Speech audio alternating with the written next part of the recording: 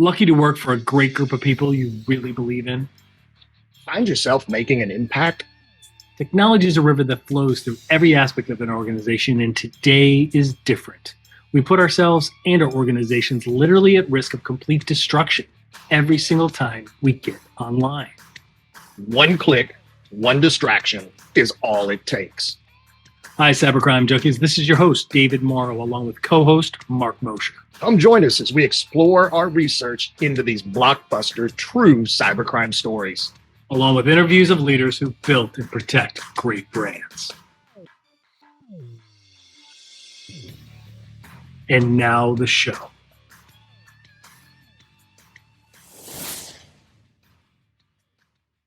Hey, well, welcome everybody to Cybercrime Junkies. I am your host, David Morrow, and today we have a really good episode. Very excited about it. In my presence as well is my illustrious, always positive co-host, Mark Mosher. Mark, good morning. Thank you. Thank you for self-correcting, David. No, I'm really excited about today's episode. I want to jump right into this. Absolutely. So we're joined today by Philip Wiley, the hacker maker, author of Pen Tester Blueprint, starting a career as an ethical hacker. He's got several leadership, security certifications like the CISSP, the OSCP, the GWAPT, and he'll explain what all that stuff means for everybody. He's a highly sought after public speaker. He's got a fascinating arc and fascinating story on how he landed into this field. He frequently presents, and he's well sought after at a lot of conferences. Got over 2 decades of experience, especially in the finance and consumer product area of offensive cybersecurity, the penetration testing, application testing, red teaming. He's mentored and educated thousands. He was featured in the Tribe of Hackers Red Team book, and he's a podcaster and host of the Hacker Factory podcast. Philip Wiley, thank you and welcome to the studio, sir. Yeah, thanks for the introduction. I think you nailed it fine, except you missed my book. Did I not? I thought the Pen Tester Blueprint started a career as an ethical hacker. Sure, yeah, okay. Right off the bat. Hopefully, okay. I did. If not, I am happy. For a small fee, we can follow you around and introduce you like that every time. Every time. Every time you get on a Zoom, I'll just come in and say that, and then I'll pull out. I'll just jump right out of the Zoom. Yeah, great to be joining you guys. Thanks for inviting me. No, we're really good. I'm excited about this. I want to jump right in because there's so much to cover. And I really, for a lot of our listeners and our viewers on the YouTube channel and such, try and define some of the terminology that we use because everybody may not be quite familiar with it. So we use the term hacker a lot, and that's can be a misnomer at times, right? Because David and I, we've got a whole team of hackers. They're ethical hackers. Maybe Philip, if you could just tell us at a high level, ethical hacking. What does that mean? What is that? Sure. Kind of first of all, I'd like to mention that it's actually thanks to the media that people that break into systems for a living or illegally, the terminology come from the media, because this dates back to like the MIT Model Railroad Club or whatever, that they were, people that were makers, creators. They were building things or taking other objects that was meant to do something else and figuring out other ways to do it or enhance the capabilities of it. In the media over the years, for the term for cyber criminal, that's where it came from. And ethical hacker, we have to delineate, because ethical hacker is the professional hacker that does this for a living, and make sure to mention that that's with permission. So you want to make sure that you have permission. And the funny thing is, the public don't understand in most cases that ethical hackers are a thing. They exist. And they have no idea. Because, they have no idea. I mean, even people within our organization, when we started to explain what our red teaming offering is and what our ethical hackers do, they're like, we didn't even know that we had those. We work with hackers. Really, what are you talking about? Yeah, it's really because it's so powerful. It's really intriguing. And the professional term for what we do is penetration testing, but it's just Right. more confusing when you use that term. And I thought, well, I just tell people that aren't in the business ethical hacking, they'll understand that. But I can't tell you how many times I've talked to people and they said, "Is there such a thing?" What are you talking about? No, that's good. And so with an ethical hacker, the obvious intent is to find vulnerabilities within an organization so they can remediate those vulnerabilities and avoid a breach and stay out of the news for all the wrong reasons, right? Like that's why we do this. That's why you do this, right? Mhm. Yeah, we're thinking. And that's why just when they hear hacker and they think of a group of guys in a hoodie, in some dark room, just banging on a keyboard and chugging Red Bull and, trying to get your password to your PayPal account. That's Yeah. different. We've actually evolved centuries from that old model, if you will, of what a hacker is, because it's a criminal empire now, right? Mhm. It's really changed. David, maybe you could touch more on that. Yeah, no, it seems to me like it's what you mentioned, Phil. Like the media kind of didn't understand it, and they needed to label it, right? They needed a sound bite, and so Mhm. hacker is a great sound bite for all of the data breaches that are happening, even though they happen in so many different ways, and they rarely, and I'm talking about mainstream media, they rarely talk about social engineering versus brute force attacks. You never hear them get into that, right? And so they just go, hackers did this, right? When in reality, the people that were the Yeah. victims probably had hackers either employed or doing pen testing throughout the time, right? And these are threat actors. These are criminal adversaries that either bought their way in through, initial access brokers, right, and or socially engineered their way, which is just kind of common. That's just old school fraud, right? And the way they're organized, it's like old school mafia, the way they center it and organize Compartmentalize it. it. But yeah, Mhm. but I really want to hear from you, Phil, and what a great story. I mean, um, tell the ladies and gentlemen kind of how you got started. You did not go the traditional route, right? Where you were a No. computer science major in high school, and then you studied computer science in college, and then you went to a big corporation, went over to help desk, then went over to security, and then did ethical hacking. Like that's not your Let's define non-traditional. So, did you wrestle a bear at one point early in your career? Yes. Yes. Okay, so Yeah. Yep. let's start okay. maybe with that So let's. non-traditional delineation. Well, Move forward I want to from go there. back even if it's Even okay, go Phil. further. Just tell Sure. us. Yeah, where did you grow up? Like just as a kid, where did you grow up? What did Sure. you like to I, do? Obviously, you like to yeah. wrestle, or you were good at it. Well, I grew up in Denton, Texas, Okay. and back in those days, when I was a kid in high school and stuff, loved riding skateboards, roller skating, Mhm. riding bikes. It's just kind of funny. We had video games back then, like an Atari. But the thing is, one that my wife and I talk about all the time because the lack of activity in children these days, and we kind of discussed back then, we had video games, but we'd rather go outside and play. And then whenever it was rainy or at night, we would stay and play video games. But my background in high school, just kind of what got me in line with the wrestling thing was that I was a power lifter. So I started lifting in 1980, and then got into powerlifting my senior year in high school, did my first competition. So whenever I got ready to graduate high school, I had no idea what I wanted to do for a living. We had computers in our high school. We had Macs in the art lab, and then we had some PCs, and usually just the smart kids that took those classes. And it really wasn't a thing on my radar. And so when I graduated high school, I ended up going to wrestling school, wrestled, went to wrestling school. That took about a year or so to get through that, and then wrestled for a couple years. And then I got married, and I needed a more stable lifestyle, and then lifestyle and career that provided insurance and all that. And so I'd worked so many other jobs, and I really like to share the story when I speak at conferences because there's a lot of people think that they can't do these things.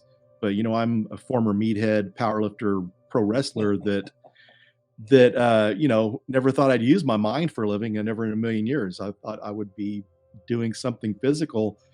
But as I was making that transition from giving up on this pro wrestling career to finding something else, I worked doing manual labor. I worked in restaurants, cooking, bussing tables, washing dishes.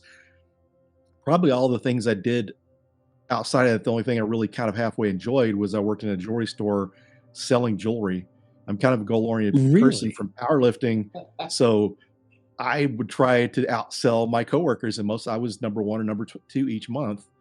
And kind of through that, that's that A-type personality, right? That's that A-type, like whatever, it seems like whatever you've had in front of you, whatever environment you've placed yourself in, you've tried to be, you compete against yourself, right? Like, I think that's, life is all about that. It's not about what others are doing. It's kind of like, how do we make the better version of ourselves? And it seems like you've to go from powerlifting to like jewelry sales and like really get good at that. That's great. Yeah, that's a renaissance, right? You're you truly are a renaissance guy. Like, that's just so many different gambits. That's amazing.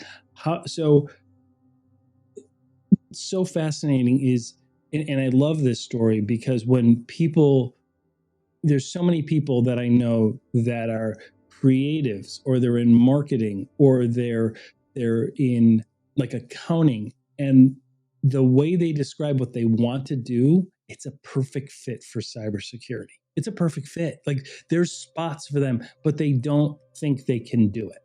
They're like, well, I don't know. I don't know all that stuff. Like, I don't, I'm not I didn't go to computer. They always say like, well, I didn't take computer science in school. I didn't go. And I'm like, nobody I'm working, like most people I'm with or that I talk to on a regular basis did either, right? Some of them went the traditional route, but so many have gone a non-traditional route per se. So like, what can you share about when you're mentoring people breaking into security? What are some of the things you guide them with? Yeah, some things I got them is to not overlook the basics, because one of the things I want to share too, that I constantly get this questions from people I teach and mentor is, I went through a background of being a sysadmin for 6 years, and then I worked on the blue team in application security for 7 years. And they ask, do I have to take this path? And there's a lot of people out there that sometimes they're people that do actually gatekeep. And then there's some people that, this is my experience, they're sharing their experience. They think because they went this route, other people need to do that too. And they have good intent. But one of the things I tell people is you can learn that, because if I would have known about pen testing or ethical hacking when I first thought about going into IT, I would have headed down that path first, but I didn't. But fortunately, going through all these other things helped prepare me for that job. So yeah, you don't have to be a sysadmin, you don't have to be on the help desk, but you need to learn the networking skills, the computer skills, and that sort of thing. Because if you get a shell, command on access to a server, a network device, absolutely, you've got to know what to do at the command line.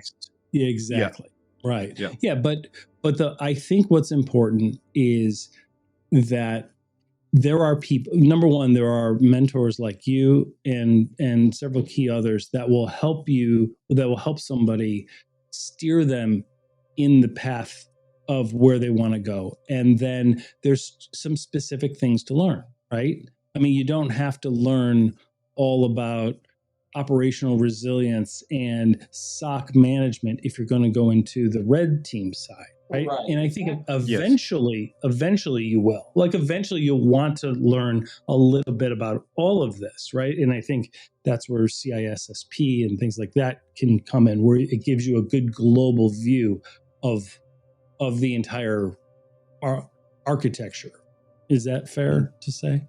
Yeah.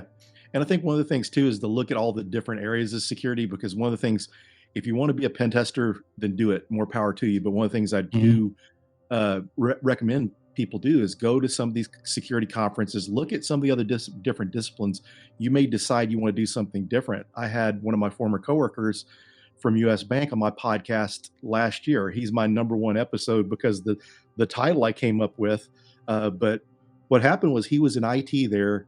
He was taking some courses to get into digital forensics, and he decided he was taking all these SANS, taking yeah, he was taking these courses through SANS, so it wasn't cheap. And then he decided, maybe I should take the GPN course, because if I learn how to hack, I could be a better digital forensics person. So what happened? He took that course, and it totally switched what he did. He went into pen testing. So if he hadn't explored other things, he would have been doing digital forensics. He may have loved it. He may have been better at it. Who knows? But he did get to determine, what he truly was passionate about. And if we follow our curiosity and passion, we're going to put in the time and effort to do it, because some of these things like digital forensics and pen testing are probably some of the most difficult roles in cybersecurity to learn. If you're setting up firewalls, when I did that, that wasn't a big deal. I had the networking background, but learning how to hack was the most difficult thing I learned. And just my familiarity with digital forensics, my wife works in digital forensics, and seeing her go through that, it takes a lot of effort and knowledge to be able to excel in that area. So let me tag off that just a second. So your wife works in digital forensics. What inspired her to do that? Like how did she get in there? Yeah, she's got an interesting story as well, because whenever we met, she was going to school to be an occupational therapist. So she made a couple career changes too, which is inspirational to folks. She worked in nursing homes in the late 90s as a therapist. And what happened was the government quit allowing as much money through Medicaid and Medicare for occupational therapy treatment. So one of her former coworkers said, my husband works at a software company, you should apply there. So she worked at a software company for 16 years, doing customer support, also doing some education, teaching customers on their software, and eventually moved into management and got laid off there. And when she got laid off, I said, would you consider re-educating yourself for a different role? Because she wasn't sure what she wanted to do, and she really didn't want to go back into the healthcare side of things. And I recommended digital forensics or data analytics, and digital forensics was more interesting to her. So that's the path she's taken, and she's been doing that since like 2018. That's a really cool story. And I think that's a perfect example, right, of how you can pivot in your career, no matter where you are in life, and make a move. And not only that, within cybersecurity, you could be going down one path and discover that, hey, this has led me to something else that I'm really passionate about. And you can pivot within cybersecurity and change your career again. And I think that's what's really great. So it's the more people we talk to, and David and I experience, and the listeners that chime in, that they were going down a particular path, or they were a server at a local restaurant. They really were in their stories. So that's why we always like to share those stories. And that is really cool that your wife got into digital forensics like that. Let me switch gears for a second on you. Something I've been wanting to ask you since we talked last week. As we know, things change in cybersecurity like rapidly, right? Like all the time. Really, the whole innovation of AI and what it's being used and probably shouldn't be used for by some unethical people, with ChatGPT and the other platforms and services that are out there. What's your opinion on that as far as cybersecurity? Because David and I have talked to guys that are having AI write code for them. And I just see this could go down a slippery slope at some point. What are your thoughts on that? I think the way we got to look, I'm pretty excited about it, because I kind of started playing around with it in the fall. I saw someone, what really got me interested was someone wrote a bash script to do reconnaissance for pen testing or bug bounty. And I went and looked at that bash script, and it was really cool that it went in and actually even the script installed the tools if they weren't installed, and they would run all those tools sequentially to do the reconnaissance. So that was very interesting to me. So I started exploring it, and then through checking out some YouTube videos and things, I saw the big power for me is, and I love is using it for writing. So I'll actually use ChatGPT for my summaries and titles for my podcasts. And so just trying to create outlines for something that you're wanting to learn, articles you want to write, is super powerful for writing. But one of the things that really even got me interested in it all is the company I'm currently working for is Cycognito. They have a SaaS-based external attack surface management solution, and it uses machine learning, AI, and natural programming, or natural programming language, or whatever, natural. But at any rate, the thing I saw, and from being a pen tester, and where people that are pen testers, you don't have to worry about this. I don't think we're the demographic that has to worry about this hurting our jobs. Companies really hadn't been able to scale to do as much pen testing as they need to. And from my job, seeing how they're able to do reconnaissance over thousands of hosts, which would take someone even with scripts and stuff a long time, they're able to automate that with machine learning and AI. We're at a point now we can't. And one of the things too, as I say, as a pen tester, ever since I've been a pen tester, there's been vulnerability scanners, but we got to look at it like this. Tools have evolved. At one time, pen testers didn't have vulnerability scanners. They had to script or write programs for everything. Yep. This is an evolution of tools. It's going to make our job easier and get rid of the mundane things so we can focus more on the fun stuff like the hacking. So I think it's really just going to elevate the tool set. I really can't wait to see what the vulnerability scanners end up being capable of and the exploitation frameworks. Although it's going to make it easier for the bad guys, but they had the capabilities to begin with. And another thing is ethical that this is out there to be used. You have to look at all the hacking tools. If you made the hacking tools where not everyone had access to it, then we'd have a whole generation of security researchers that would not exist. So we have to have it. Yeah, to me, it's one of those generational technologies. It's going to be the people that understand it and the people that haven't tried it yet, right? Or just dabbled with it. It's definitely something, whether you're not technical at all and you just want to write, right? And you're creating a proposal for something, or a legal brief, or a medical description, whatever it is, engage with those programs, because even for ideation, just to be able to throw up ideas and have it spit out some framework, and then you can put it in your own words, it's phenomenal. I'm really moved by it. What I'm concerned about is, do you see it, and I think I know the answer, but what is your opinion on whether it's going to be able to create or generate polymorphic code, like code that adapts on itself and that gets into a system? Yeah, I think it's possible, and eventually will happen. And before we get a little further, there's one quote I wanted to share too. Is one of the best quotes I've seen around AI. Is AI won't replace people. A person using AI will replace you. But I think brilliant. There's capability. That's a great way. Wow. I love that. Yeah. And one of the things too, when you're talking about polymorphic code and just be able to, in the same spirit, is general AI. That's where I listened to Daniel Miessler's podcast, and he was been speaking on general AI. And interesting enough, OpenAI said from the investment they got from Microsoft that now they're able to start working on general AI. And with typical AI, you have to feed it information it has to learn. Once you get to general AI, it's when it comes up and does things on its own. You have to feed it instructions now, computers. But with this general AI, it can learn and figure out how to do things on its own. So currently, if it's going to create some kind of exploit code, you have to feed it the information.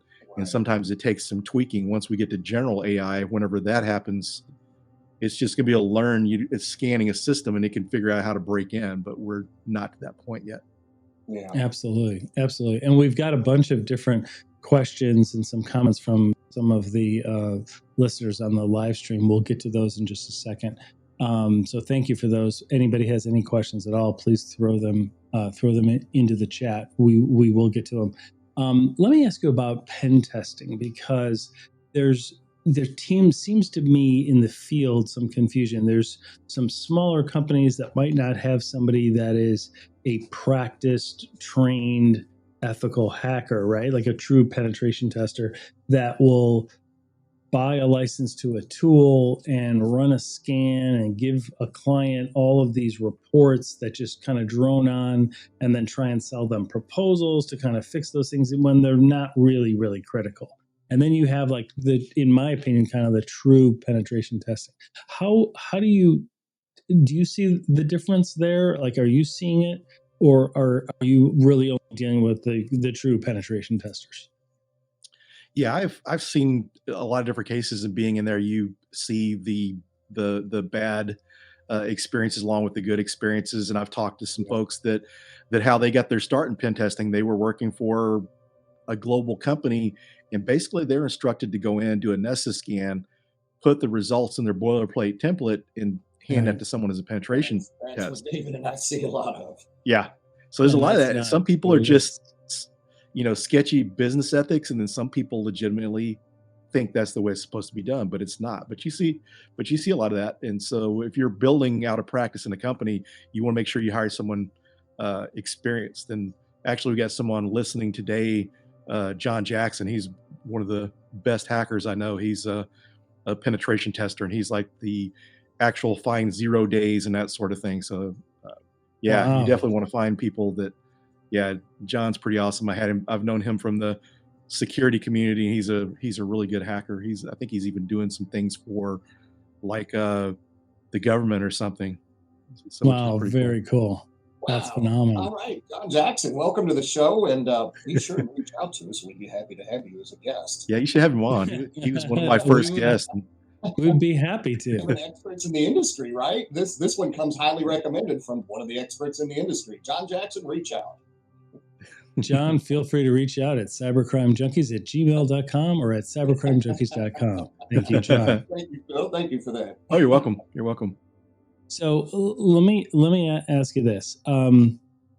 Let's shift gears a little in the context of recent data breaches that have been in the news, right? Password managers. One of the best practices that the industry always tells small to mid-sized businesses, as well as large organizations, and even individual families, right? Because when we're out there training, Mark and I are part of InfoGuard, and we're out there training people as a public service. And when we're doing it, we're always making some recommendations, but we lean on people like you to feed us those, right? And they change over time because at certain times there are certain things that people tend to miss. Password managers have always kind of been a suggestion. Personally, I always like algorithms that you just memorize and then just use based on what you cite, but password managers are definitely convenient. Obviously, there have been recent breaches with LastPass and Norton's and things like that. Tell us, what's your feedback on that? What's your insight on that? Kind of with me, I think it's password managers is still a good idea. Now, LastPass, they've been breached several times now. So I was using it for work. And after they got breached, it wasn't the major breach that they had, but one before that. After that, I kind of deleted my account and quit using it. So a lot of companies don't get breached. A lot of the platforms we're using, LinkedIn, different social media platforms, get breached. And that doesn't mean, to get off of them, of course, change your passwords. Same thing with the password managers, but I had switched to a different one. I was actually on Kaspersky at one time, but even like FBI is saying not to use it. There's still I don't know for sure what the details, if they're giving information to the government or not, but they're doing business in Russia. So, if Russia wants that information, they've got it. There's no keeping them from getting it. So I got off Kaspersky and I actually use Keeper now, but I think you really need to, because one of the things I had a bad habit of, and if we're not using something like password managers, then there's a lot of password reuse, and I was kind of guilty of that. So one of the reasons I went to and put a concerted effort in to switch everything over to a password manager is to not have those risks of password reuse. I could use very complex passwords without having to remember those, and then just the only password I had to remember is the one for my vault. It just makes something strong for that. Yeah. But otherwise, you could adhere to the Mosher methodology, which is the yellow sticky note, or write it down in a spiral notebook that's titled passwords and leave it on your desk. That's always great. It works for me. I've only been breached like 5 times, so it works. Yeah. So, Phil, you'll appreciate this. So I was presenting at a conference. It was over in San Antonio, and I was waiting for. There was a lot of people in the room, right? And I'm up there, and I had to call because I couldn't get on the Wi-Fi there, and I had to call for their IT, who was gonna put down their sandwich, and it was going to take like 3 hours to do that, and I had to start in like 8 minutes. And I'm like, this can't be that hard. So literally I looked around and boom, found Wi-Fi password, found the other password. And from there, like, I was actually even able to get into other things there's no reason I should have been able to get into just by having that public password. They didn't even have the network segmented or anything. And I was doing this kind of all in front of this group of like 170 people. And I was like, here you go. Like, we'll get to this in just a second of why you're not supposed to do this. But here's a great example, right? So the Mosher methodology of like throwing it on the I'm going to switch the spotlight. Probably not a good idea. Let's talk about, so we're talking about vulnerabilities on the network, or perceived or recognized vulnerabilities within a network. So that leads me to another ever-evolving and changing aspect, is the Internet of Things, right? With all these new devices and the lacks in security, which I think has tightened up over the years. You know, when a lot of that stuff first rolled out to the consumers, it was very lax. But what's your opinion? What do you think on Internet of Things, and as it relates to to cybersecurity? Yeah, I think one thing we need to take it seriously, because some cases people think, oh, it's a webcam, it's not going to affect anything. But when this webcam is on your corporate network, right, and using default credentials, that a way someone could get in, especially if you got a wireless network or someone's on the network. And plus, also, when we got to look at information security or cybersecurity in general, at one time it was information security, data security. We're trying to protect data. It wasn't all just digital. So if you've got cameras that someone could breach, then privacy could be breached. It could be someone's privacy that doesn't need to be exposed, or it could be some company documents or something that maybe, if you're at a bank or something and the cameras are focusing on a desk to make sure they're watching whoever the tellers or people working there, that's information someone could gain. So you want to take that seriously. But one of the things, you saw a lot of problems with back then was some of the webcams and different IoT devices had embedded credentials in it, so you couldn't even change it. It was hard coded into the firmware. So I think we really need to be careful, make sure we're doing proper network segmentation, that way people can't get access to it that doesn't need access.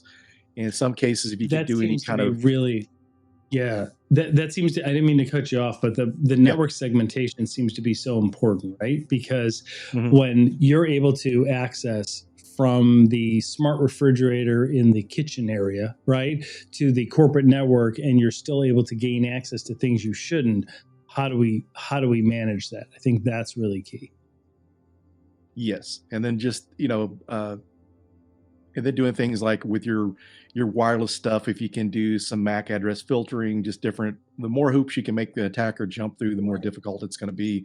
And sometimes it's not always, people always wear, people, I talk to all the time that take this seriously. But another thing too is, most cases in nation states not trolling through your neighborhood, going to hack your Wi-Fi. You need to be secure, but in some cases you need to be, some level of security is going to eliminate a whole class of attackers. Script kiddies. If you do MAC address filtering on your Wi-Fi network, there's a good case they're not going to. You'll get rid of them, or someone that's just curious. Some cases people have such lax security that someone that's not a hacker without any experience could get on there. And that's one thing that's interesting too about some of these breaches. It's not always some elite hacker or nation state that's breaking in.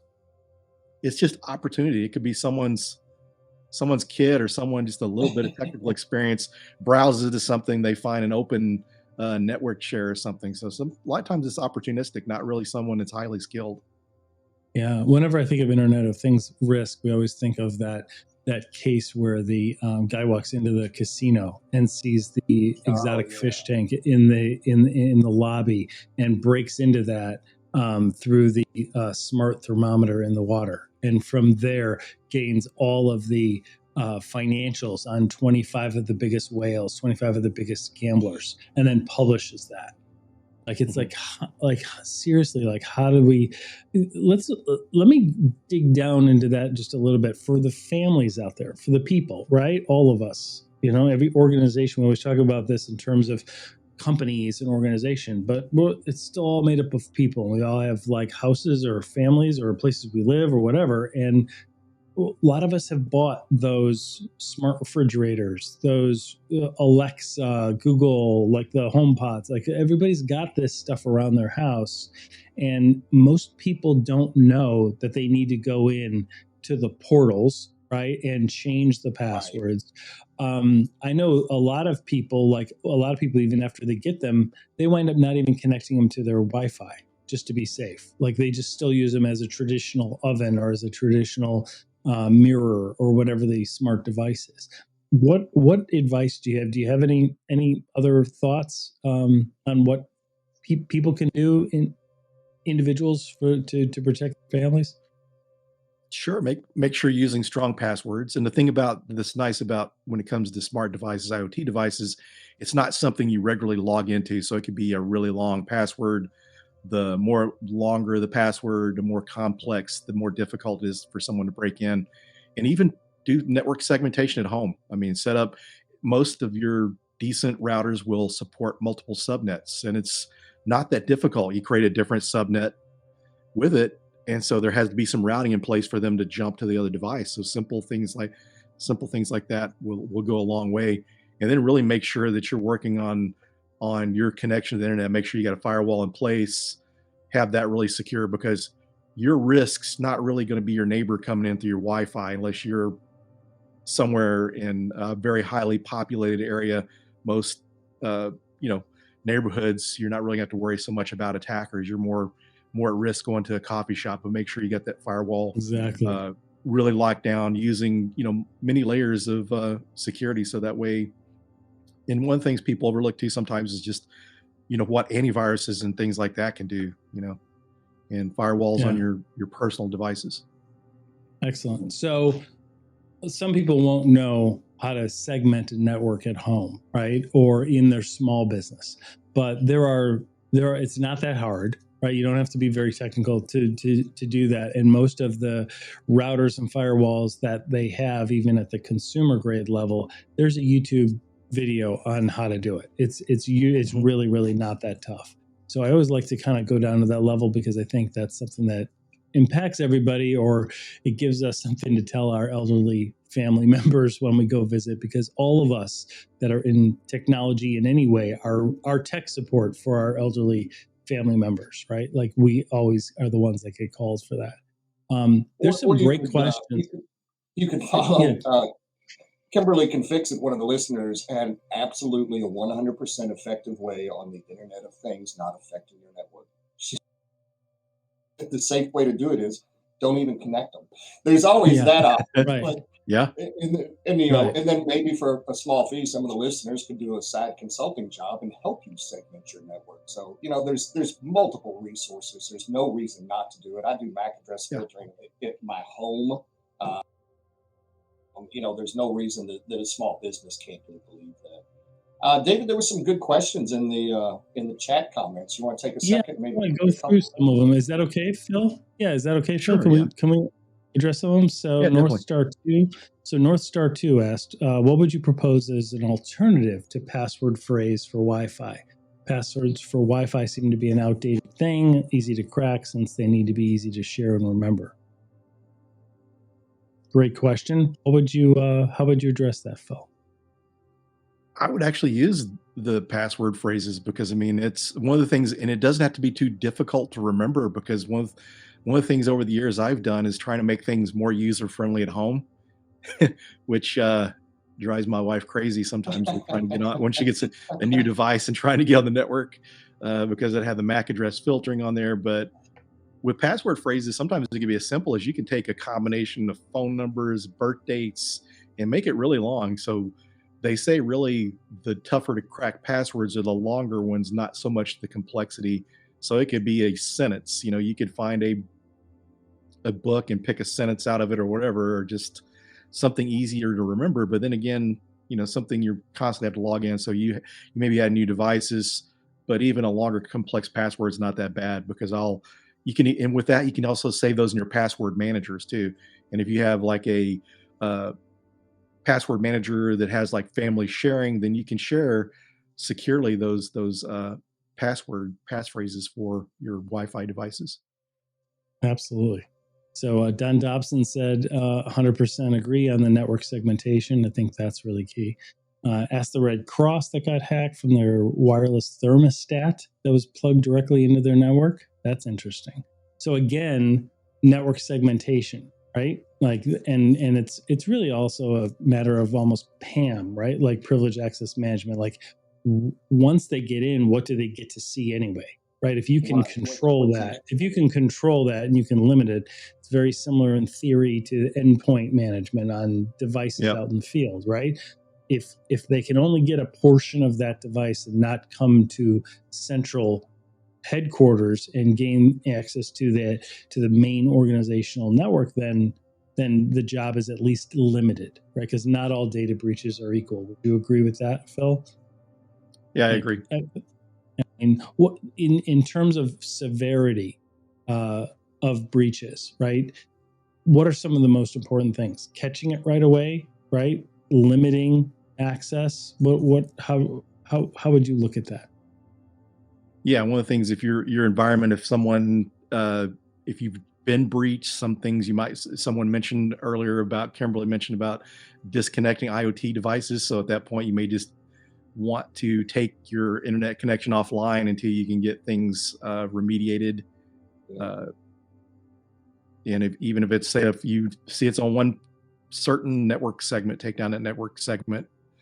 But one of the things too is make sure that one of the things I've seen too is that you're taking the right approach, because I have a friend that does some side consulting for a company. They got a pen test because this company got breached.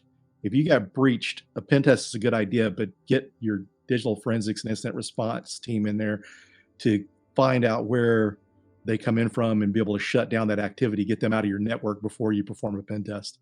You figure out how they got in later. You need to stop the bleeding and take care of the breach itself.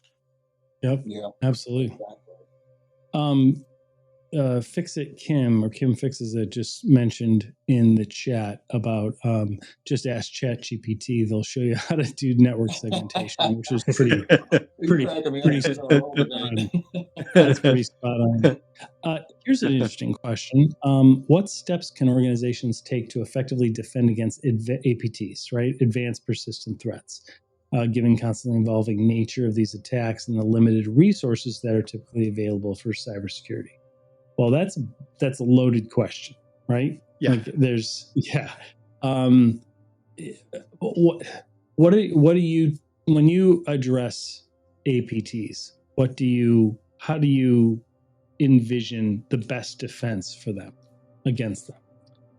Yeah, you've got to constantly be evolving your defenses, making sure that you're staying on top of your patching, if you got firewalls, make sure you're staying with the latest OS for those firewalls. Right. Make sure you're constantly evolving your defenses, but also too, you need to know your enemies. So having pen tests performed, red team operations, finding those holes that could be exploited, keeping up with threat intelligence, using resources like the MITRE attack framework to understand these different type of attacks through threat intelligence and MITRE. You can figure out what type of APTs would target your type of industry. Yeah, great point. Absolutely. Let's touch on the MITRE attack framework, because we use it in our organization. Most people on our podcast always mention it, and it's for obvious reasons. But tell us why you see the value in using that framework to address risk. Because it really addresses the threat actor, how the attackers work. You've got some great technologies out there and things that work for defense, like zero trust, but with MITRE, you're understanding how the threat actors work. I mean, it's really nice because even if you're doing any type of red team operations, you can go through there and emulate an APT, see some of the common tools that are being used. So it's really one of the things that I think is one of the best features, is that it helps the blue team or the defenders understand the attackers without having to go out and learn to be a pen tester. Yeah, that's a great way of looking at it, right? Because understanding the adversaries, the organizational structure, how they're organized, how they execute, is so important, because otherwise you're just making all of these assumptions about how they're going to get in, or what they're going to do, or what methods they're going to use. North Star 2S, do you think there should be some sort of basic info people have about IT before they use this stuff? Kind of like you should be able to change a tire before you drive a car type thing. It's a great question. Interesting outlook. I like that. That's a great question.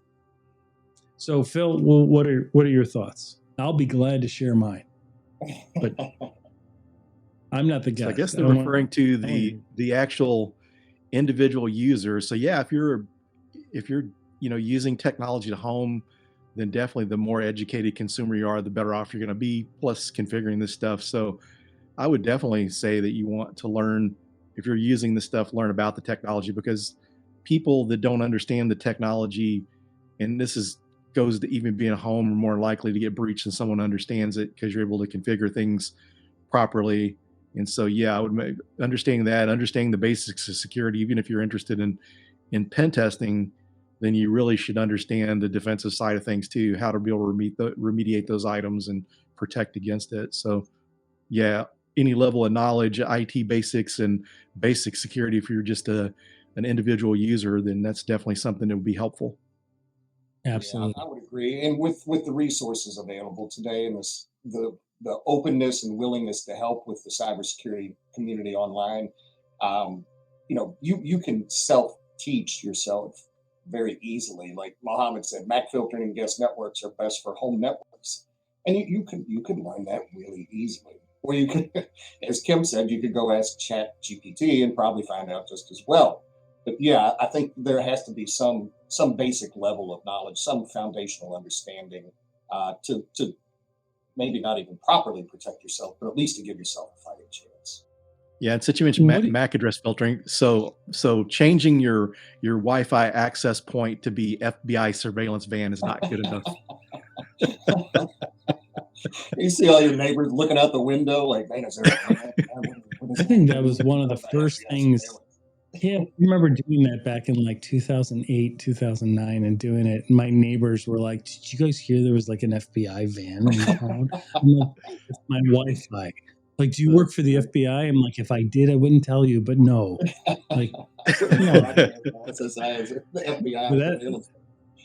that's an old one. Somebody else here commented on the breach need IR before pen testing, incident response, evaluation. And I think what the question is, it's from Tim Lawrence here.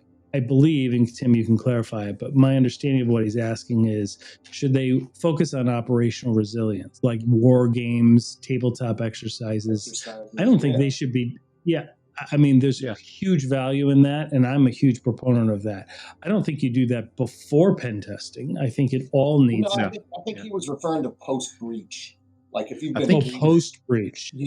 I think he was commenting on what I was mentioning earlier about the company that had been breached, and then they're wanting do a pen test first. I think he was just kind of giving us an amen. Yeah, absolutely. Yeah. I mean, what's your view on war games and tabletop exercises? Is that something I see a lot of enterprise organizations doing it? I don't see a lot of small businesses and small to mid-sized businesses even aware that they exist. When I talk to owners of businesses or even their IT teams, who the owners think are their security teams, which is a scary thought right there, right? But they believe that I mean, they have never even heard of it, nor have they really heard of managed like SIM or endpoint protection and things like that. But really the practice of all of those policies that you have and who does what. It's almost like a live RACI document, right? Like who would do what if it's boom, like at the time of boom, who does what? Yeah, like what happens? What's your insight on that?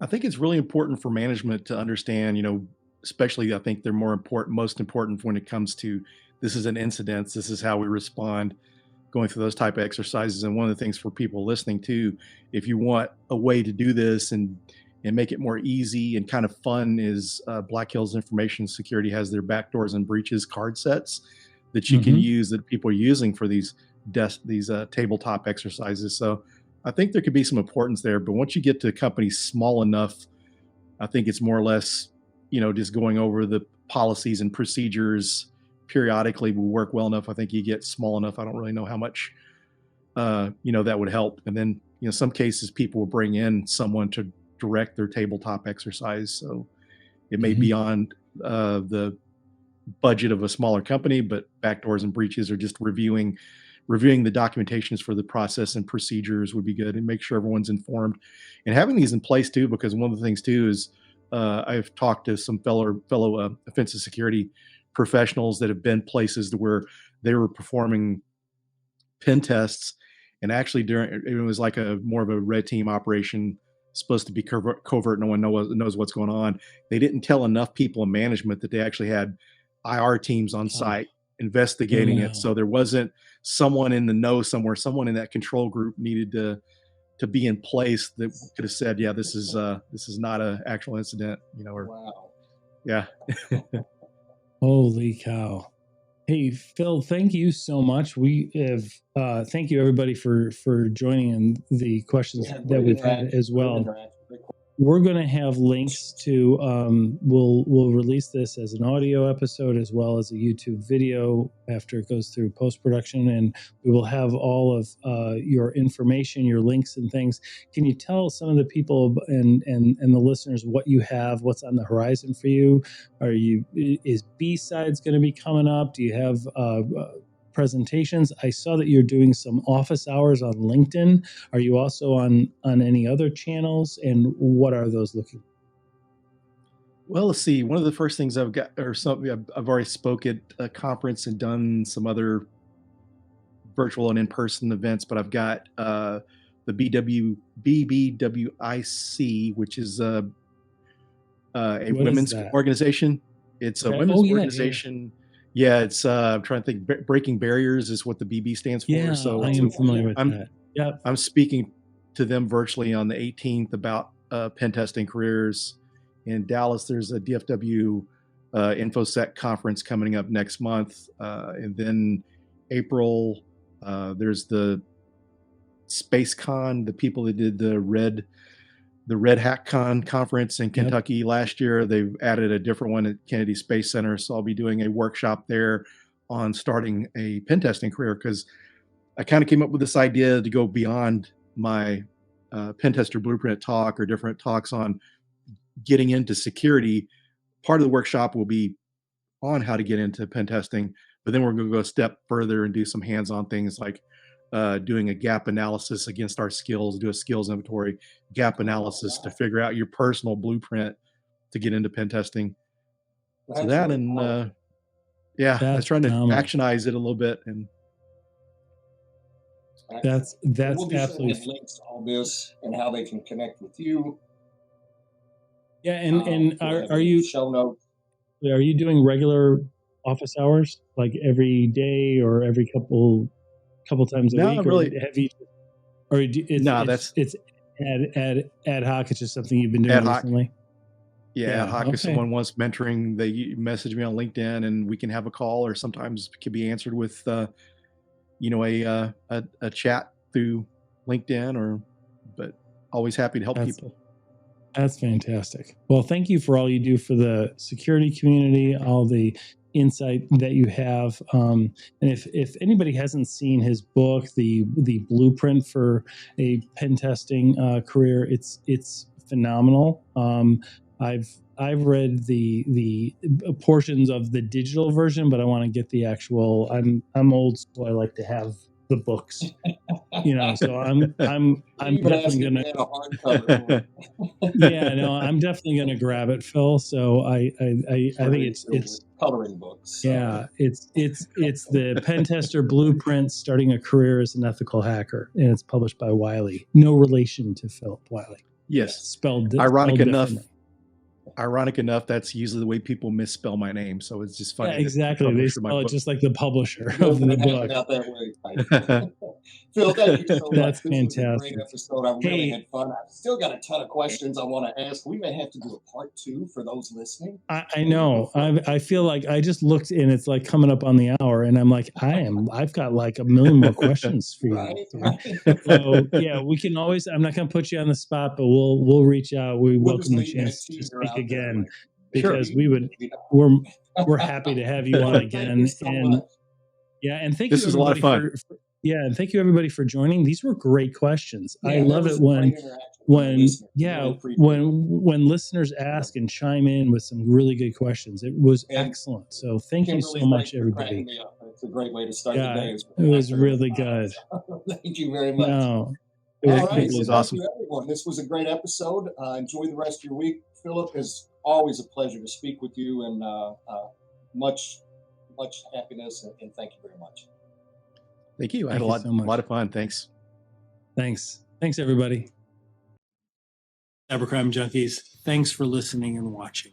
Got a question you want us to address on an episode? Reach out to us at cybercrimejunkies.com. If you enjoy our content, then please consider subscribing to our YouTube channel at Cybercrime Junkies.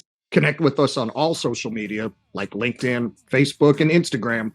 And check out our website at cybercrimejunkies.com. That's cybercrimejunkies.com. And thanks for being a cybercrime junkie.